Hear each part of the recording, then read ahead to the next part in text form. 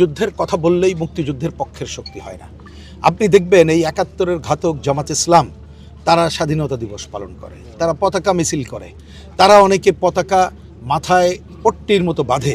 সুতরাং মুক্তিযুদ্ধের কথা বললেই সবাই মুক্তিযুদ্ধের চেতনা লালন করে, আমরা তা মনে করি না। আপনি যে দলটির কথা বললেন তারা দীর্ঘ সময় ক্ষমতায় ছিল, তারা হ্যাঁ ঠিকই যুদ্ধাপরাধীদের বিচারের কাজ শুরু করেছিল, কিন্তু তারা কখনো এদের বিরুদ্ধে রাজনৈতিক সংগ্রাম পরিচালনা করে নাই। বরঞ্চ তাদের ছত্রছায়া থেকে বিভিন্ন জায়গায় তাদের আপোষকামিতার কারণে এরা কিন্তু ফুলে ফেঁপে উঠেছে। সুতরাং মুক্তিযুদ্ধের চেতনার প্রকৃত শক্তি কারা সেটা বিবেচনা করতে হবে, এটি আমার প্রথম বক্তব্য। আর রাজনৈতিক দল সম্পর্কে আমাদের পরিষ্কার কথা, এটা বাংলাদেশ।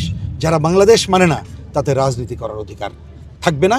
এবং এটা এখন আমরা বলছি না, এই যে আমরা সরোয়ার্দী উদ্যানে আছি, আপনারা জানেন যে এইখানে 16ই ডিসেম্বর যখন চুক্তি স্বাক্ষরিত হয়, মানে সারেন্ডার করে, তখন কিন্তু পাকিস্তান বাহিনীর সাথে এই কথা বলে সারেন্ডার করেছে তাদের সব অক্সিলারি ফোর্সও রাজনীতি বাংলাদেশে নিষিদ্ধ। তাদের অক্সিলারি ফোর্স হচ্ছে আল বদর, আল শামস, রাজাকার যারা ছিল, এবং তাদের রাজনৈতিক দল জামাত ইসলাম। তাহলে ওইটার তো রাজনৈতিক অধিকার নাই।